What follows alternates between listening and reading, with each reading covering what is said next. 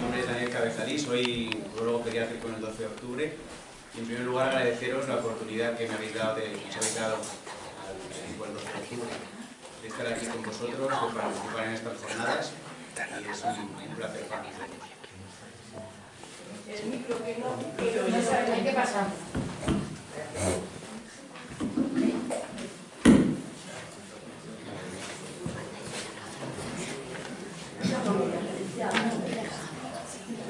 ¿Sí? Me he permitido poner una fotografía. ¿Se oye? Sí. Una fotografía de una carrera de fondo, aunque yo soy más de ciclismo, porque es lo que pienso habitualmente cuando informo a unos padres con estrofia vesical, porque pienso que no es una cirugía como una fimosis o como una hernia inguinal que se acaba enseguida y se opera y se soluciona el problema, sino que es una patología en la que operas, sabes que puede haber complicaciones, que el postoperatorio será largo, que puede haber más cirugías y en principio hay que guardar fuerzas para llegar al final. ¿Cuántos sabíais lo que era la estrofia cuando diagnosticaron a vuestros hijos? Ninguno, ¿verdad? Pues también durante la carrera incluso es algo que nosotros pues conocemos poco. ¿Y diagnóstico prenatal? ¿Os lo diagnosticaron prenatalmente a muchos? Sí. Sí. Hay un porcentaje que sí que se diagnostica. En un 60-70%, según algunas series, esto varía, evidentemente, hay un diagnóstico prenatal, es decir, que se puede saber antes del nacimiento.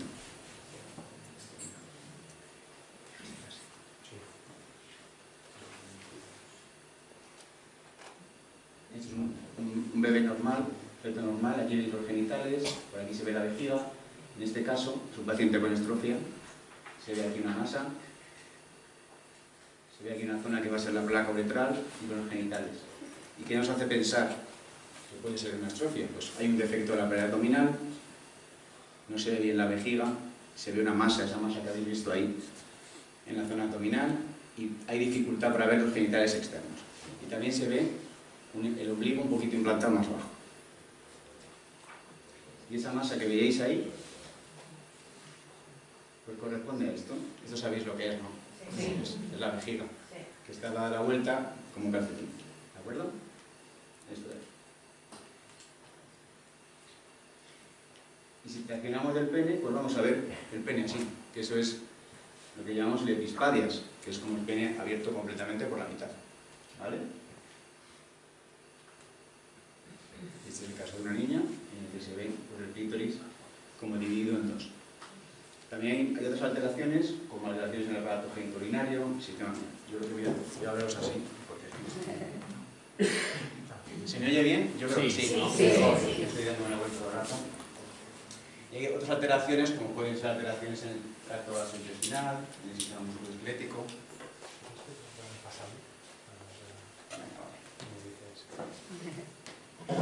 Es una cosa poco frecuente, ya sabéis que es una cosa que afecta en uno cada 20.000, 50.000 recién nacidos vivos, y si solo hablamos de lepispadias, pues menos frecuente todavía, cada 200.000 o 400.000. Es más frecuente en varones. ¿Y por qué se produce? Pues se produce por una alteración, un defecto de cierre de la pared abdominal. No se va a cerrar correctamente, por lo tanto la vejiga se va a quedar abierta, toda la zona de la abierta también, y todos los huesos que van a cerrar, pues toda la zona de la pelvis se van a quedar abiertos. ¿Vale? Esto ocurre por un defecto en la parte inicial,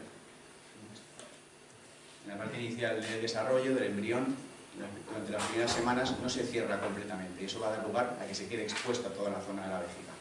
¿Vale? La causa exacta no se sabe. Se cree que hay un factor genético, pero también ambientales. No se sabe exactamente qué gen determina exactamente que suceda esto, pero al fin y al cabo el feto lo que se produce es que no acaba de cerrarse completamente y se queda abierto. Y dependiendo en qué momento ocurre esa detención del cierre de la pared abdominal, pues podemos ver que puede aparecer todo esto. En este caso es en las etapas más iniciales. En el embrión, al principio, el aparato gastrointestinal y el tracto urinario están juntos. Entonces, si se detiene ahí en ese momento, pues se va a quedar abierto En este caso que no se ve en la fotografía, pero aquí estarían como la vejiga, partida en dos, y en medio como el intestino. Esto es una atrofia de cloaca. Si la detención ocurre más tarde, si ya nos encontramos, la atrofia vesical. Si ocurre más tarde todavía, pues solo el disparias. ¿Vale? Y entonces vamos a encontrar alteraciones en todos esos órganos. Vejiga, genitales externos, en los huesos, en la pared abdominal, en el periné, y alteraciones también en el intestino. ¿Qué ocurre en la vejiga? Esto es una vejiga normal. Aquí están los uréteres, donde acaban. Este es lo que llamamos el cuello de la vejiga. Así mejor. Y el esfínter externo. En la vejiga hay dos esfínteres. El esfínter que llamamos interno, que es una parte de la parte inferior de la vejiga, y el esfínter externo, que son unos músculos que se encargan de apretar, como cuando tenemos ganas de ir al baño y no queremos ir y apretamos para que no se nos escape, pues eso consiste este esfínter externo de aquí. Y en la atrofia vesical lo que sucede es que esto está todo abierto. Este esfínter está abierto, el esfínter interno lo mismo, esto es mucho más corto, y al final está afectado la zona del cuello vesical, y eso ¿en qué se va a traducir? Pues una incontinencia urinaria. ¿Vale? En cuanto a la uretra, lo habéis visto antes, la uretra está completamente abierta en el varón, en la niña. El pene es más ancho y más corto. Aquí os he tenido, no sé si se ve bien, esto es un pene normal en que los cuerpos cavernosos, que es la parte interior del pene, nacen desde aquí y están como más juntos, y aquí veis cómo están separados ya desde el principio. Eso va a hacer que el pene sea más corto, más ancho y también tenga cierta incurvación. En las niñas, pues el clítoris bífido y el orificio vaginal un poco más estrecho y desplazado todo anteriormente. En cuanto a las anomalías óseas, veis que los pubis están completamente separados. Claro, no se ha acabado de cerrar, está abierto.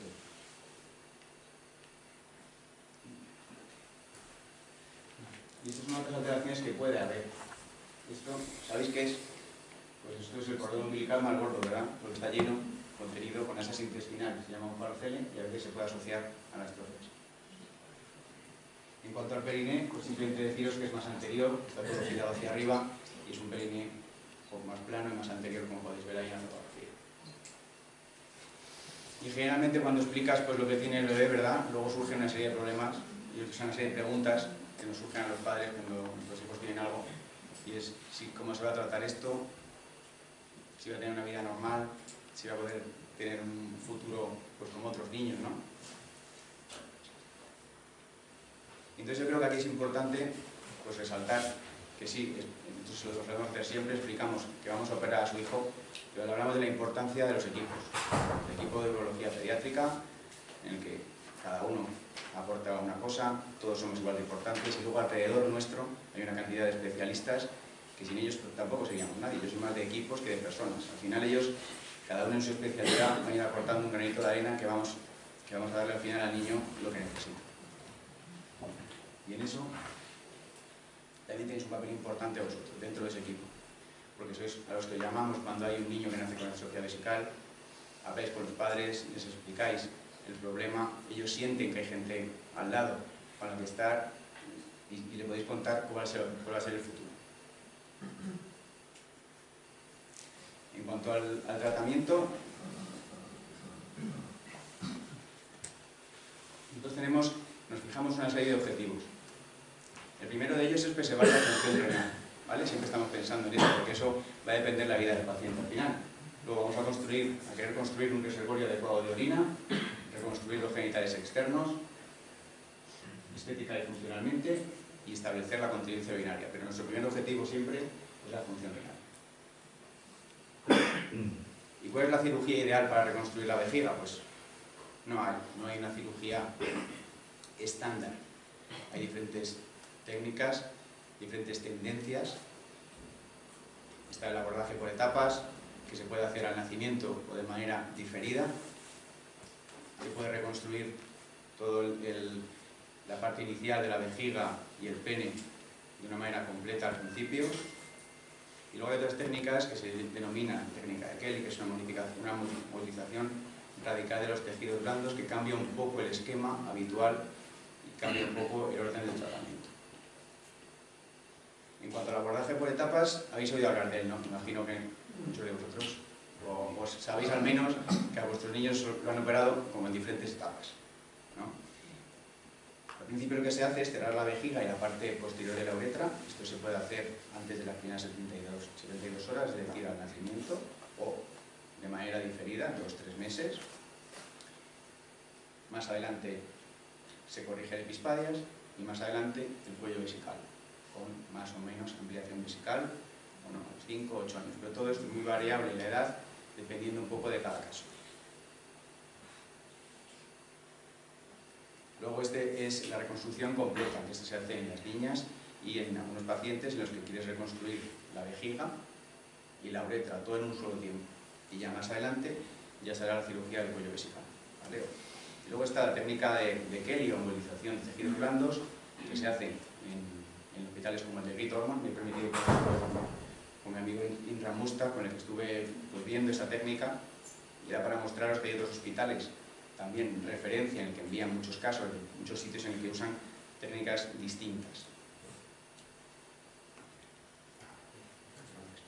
Aquí, ¿qué es lo que hacen? Pues al principio cierran al nacimiento la placa vesical, al nacer, y al año operan el epispadias, pero a la vez hacen la cirugía del cuello vesical. Y ya más adelante, sobre los 12 años de edad más o menos, pues hace la cirugía de Mitrofanov o si requiere ampliación.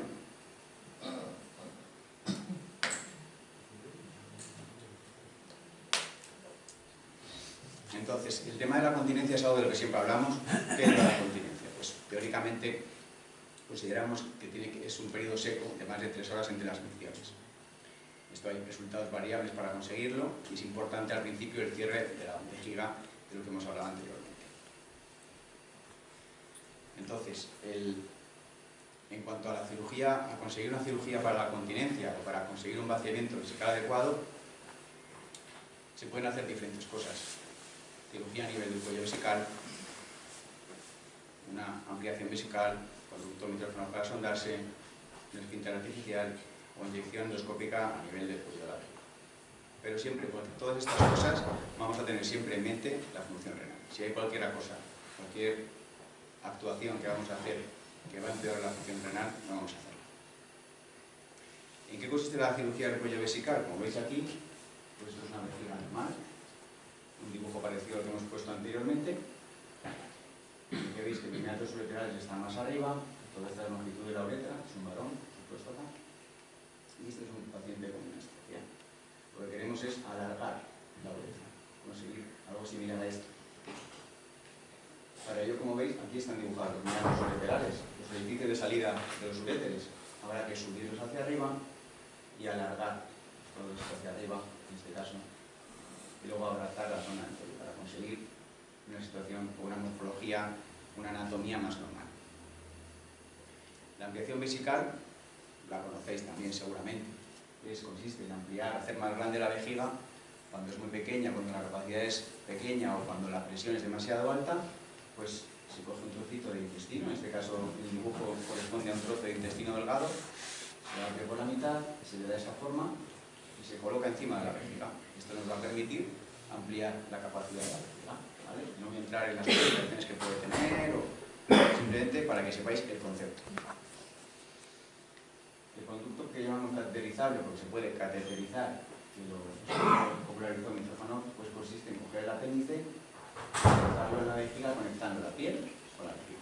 Si el apéndice no funciona porque es un apéndice que es atrésico o da muchas vueltas o por cualquier motivo no lo tiene el paciente, lo que sea, pues podemos configurar ese mismo tubo con un trocito de intestino, hacemos un tubo similar y lo conectamos de la misma manera. Y luego existen otras posibilidades de una sociedad es menos frecuente y menos su uso, pero también se puede usar, y el tema de los esfínteres urinarios. Como veis aquí os explico un poco su funcionamiento, esto quien mejor lo maneja son los urólogos de adultos, pero sabéis que aquí es como un manguito que abraza, se puede colocar bien en el nivel del cuello de la vejiga o en la uretra. ¿Vale? Esto es un manguito y aquí hay como un botón. Es un botón que en las niñas se pone en los labios mayores y en los niños en el escroto. Y esto es un reservorio de suero.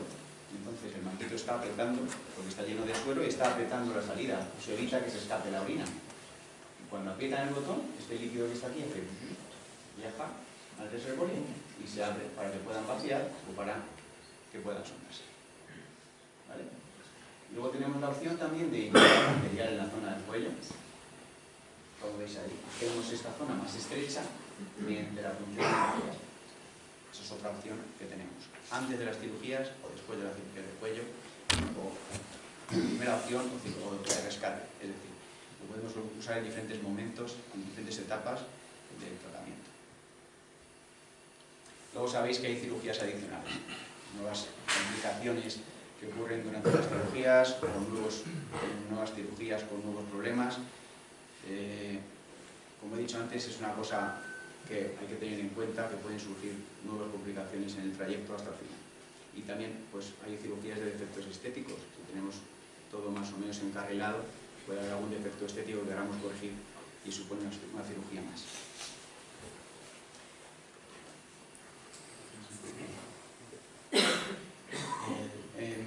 Y es lo que al principio son niños pequeños, como veis ahí en la fotografía, luego vamos viendo que van creciendo, se convierten en adolescentes y en adultos jóvenes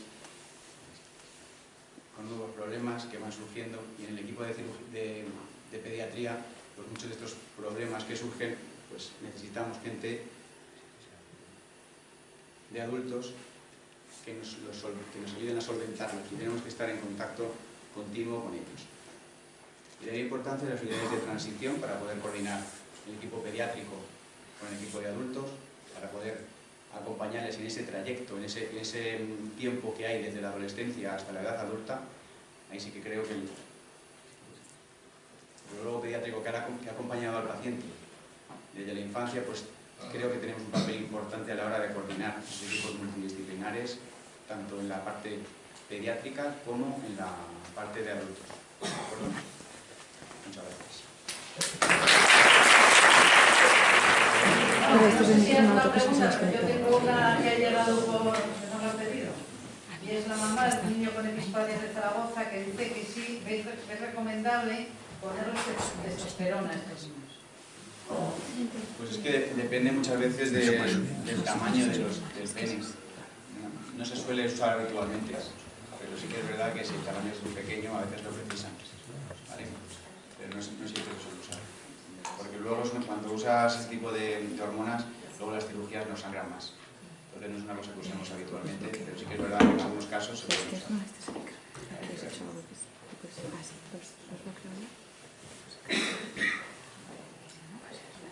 Otra pregunta también es que ¿cuántos casos tenéis vosotros, lo mismo que has preguntado tú, que se haya detectado por ecografía prenatal? Pues la verdad que, si te soy sincero, no te lo sé decir. O sea, sí que es verdad que tenemos una comisión de prenatal y nos avisa cuando hay algún caso, y solemos informar a los padres en esas comisiones, y los ginecólogos nos cuentan pues, cuando hay un posible diagnóstico de estrofia vesicral. No sé el número exacto, si te lo digo, que me lo inventaría, no me acuerdo, no sé.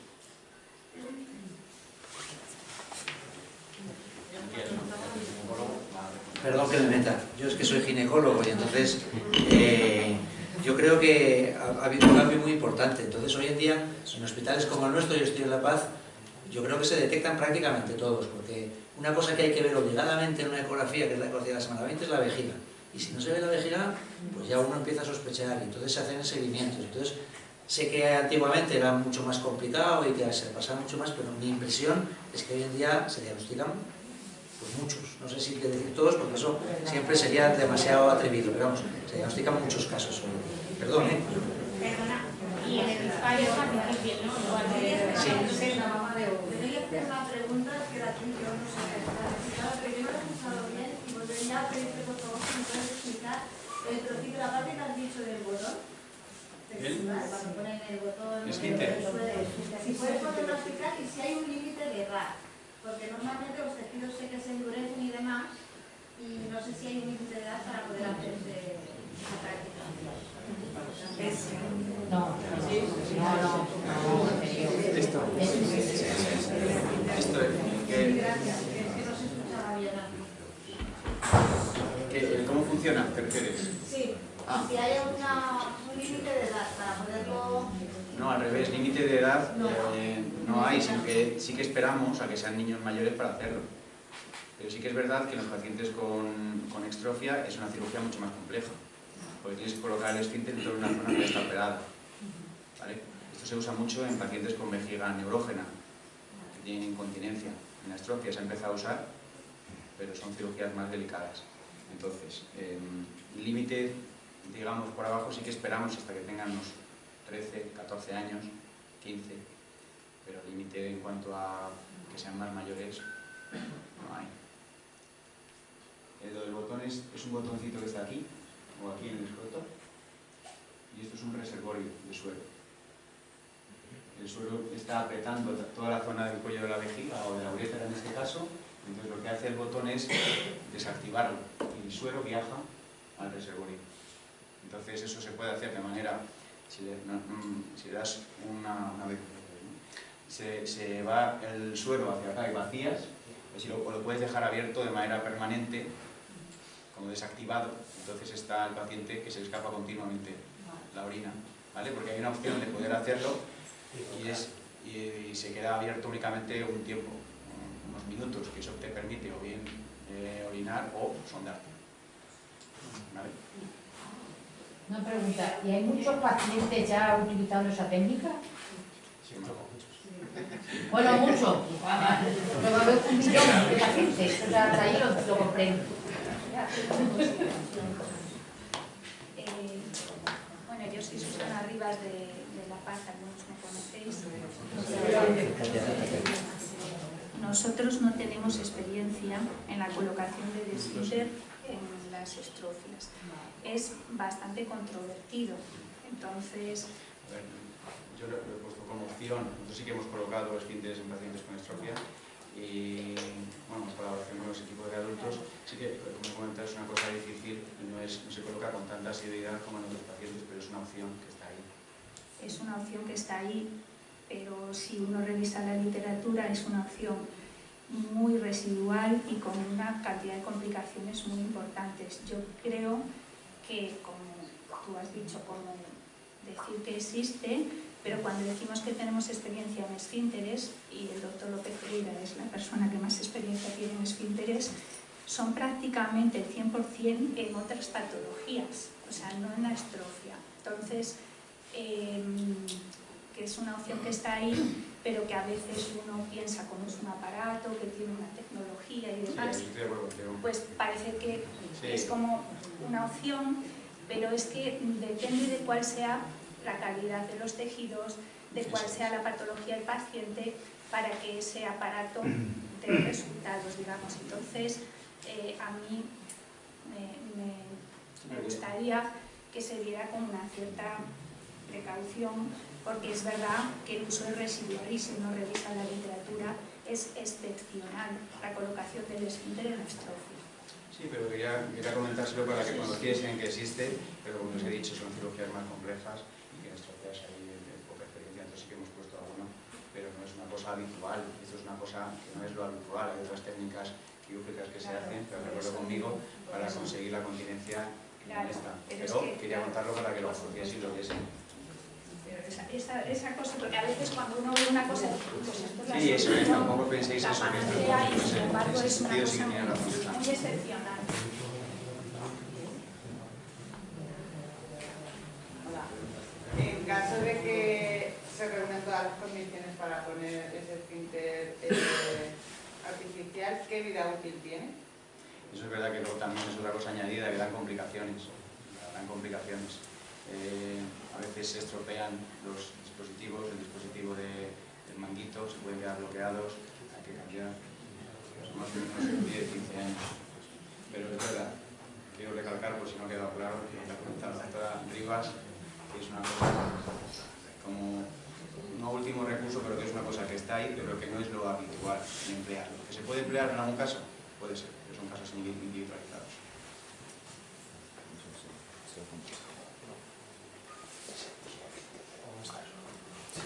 Otra pregunta. Porque me da igual a la doctora que a usted. ¿Cuál es la técnica que se está utilizando ahora mismo que sea más eficaz para la continencia?